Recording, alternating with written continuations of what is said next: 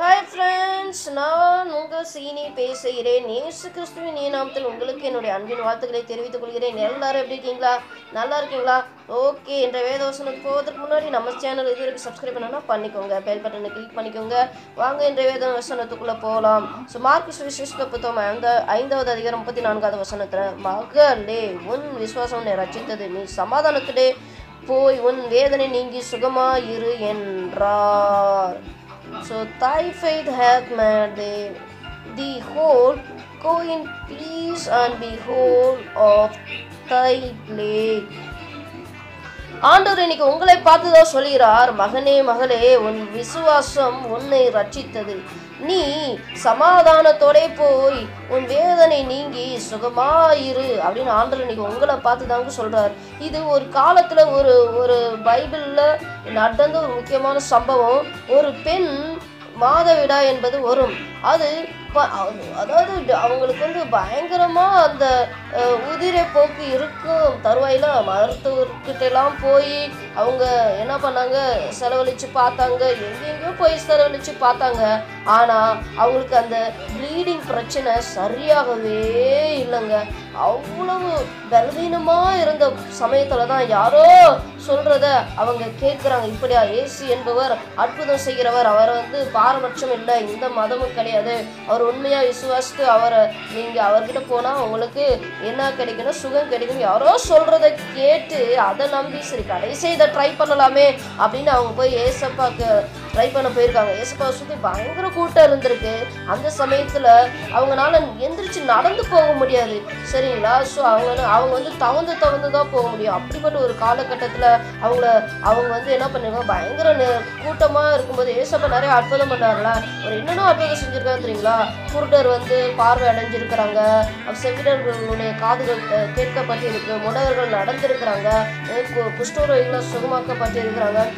ஏகப்பட்ட வியாதியெல்லாம் ஆண்டவர் சுகமாக்கிட்டு இருந்த சமயத்துல இப்போ அதனால அவரை சுற்றி அவர்கிட்ட போனால் ஏதோ ஒன்று அற்புதம் நடக்குது, ஏதோ ஒன்று மக்கள் பெற்றுக்கொள்கிறாங்க, ஆசீர்வாதம் பெற்றுக்கொள்கிறாங்க. அவரை சுற்றி ஏசப்பாவை தனியாக விடுறதே கிடையாது, சுற்றி எப்பவுமே கூட்டம் இருந்துகிட்டே இருக்கிறோம். அந்த சமயத்தில் இந்த அம்மா என்ன பண்ணுறாங்க, இந்த ஒரு பெண்மணி ஆனவங்க ஏசப்பாவை கிட்ட நெருங்க முடியாத சூழ்நிலை தவந்து எப்படியோ ஏசப்பாவுடைய அவருடைய அந்த வஸ்திரத்தின் ஓரத்தை தான் தொடுறாங்க.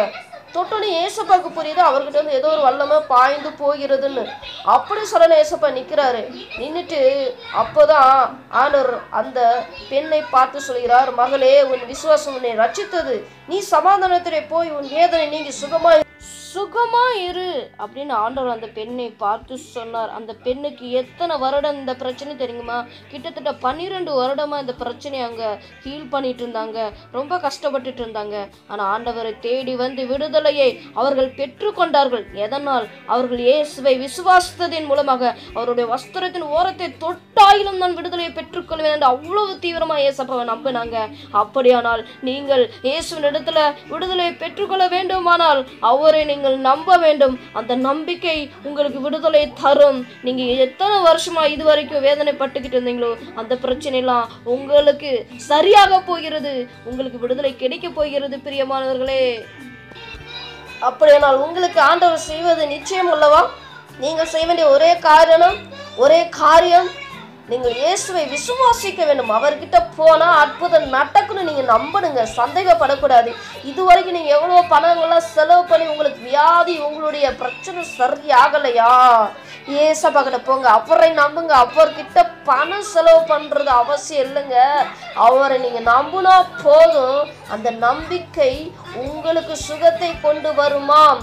அப்படின்னா அந்த தேவன் எவ்வளவு வல்லமை உள்ளவரா இருக்கிறார். அவரை விசுவாசிங்க, அவர்கிட்ட போங்க. உங்க பிரச்சனைய அவர் உங்கள் பிரச்சனையை தீர்ப்பவரா இருப்பார். உங்களுக்கு சமாதானம் இல்லையா, சமாதானத்தை கொடுக்கிறவரா இருக்கிறார். எந்த பிரச்சனை உங்களை வேதனைப்படுத்திட்டு இருக்கு, எந்த பிரச்சனை உங்களை கஷ்டப்படுத்திட்டு இருக்கு, அந்த பிரச்சனை நீங்க விடுதலை பெற்றுக்கொள்ள வேண்டுமானால் இயேசுவை நம்புங்கள், இயேசுவை விசுவாசிங்க. நீங்க விசுவாசிக்கிற அளவுக்கு தகுந்தபடி உங்களுக்கு சமாதானமும் உங்களுக்கு சுகமும் உங்களுக்கு சௌக்கியமும் ஆரோக்கியமும் உண்டாகும் என்பது நிச்சயம். எனக்கு பிரியமான சகோதர சகோதரிகளே, இந்த விசுவாசிங்க, ஆண்டவர் அற்புதம் பெற்றுக்கொள்ளுங்க. ஆண்டவர் எத்தனையோ பேர் இப்படி விசுவாசித்து அற்புதத்தை பெற்றுக்கொண்டவங்க ஏராளம். எத்தனையோ சாட்சிகளை நான் சொல்ல முடியும். எனக்கு தெரிந்த நிறைய பேர் ஆண் குழந்தை இல்லை அப்படின்றவங்க இயேசுவை கேள்விப்பட்டு நம்பி அவங்களுக்கு ஆண் குழந்தை பிறந்ததுண்டு. திருமணம் ரொம்ப நாள் ஆகாம தடைபட்டு இருந்தவங்களுக்கு திருமணம் நடந்ததுண்டு. எப்படி? இயேசுவை விசுவாசித்ததன் மூலமாக. குழந்தை இல்லாத எத்தனையோ பேருக்கு குழந்தை பாக்கியம் கிடைத்ததுண்டு. இயேசுவை விசுவாசித்ததின் மூலமாக எத்தனையோ வியாதிகள் சுகமானதுண்டு. எத்தனையோ பைத்தியம் எல்லாம் தெளிந்ததுண்டு. எத்தனையோ பேர் பிசாசின் பிடியிலிருந்து விடுதலை ஆனவர்கள் உண்டு. எத்தனையோ பேர்களுடைய பில்லிசுனிய மந்திர கட்டுகள் எல்லாம் அருந்ததுண்டு.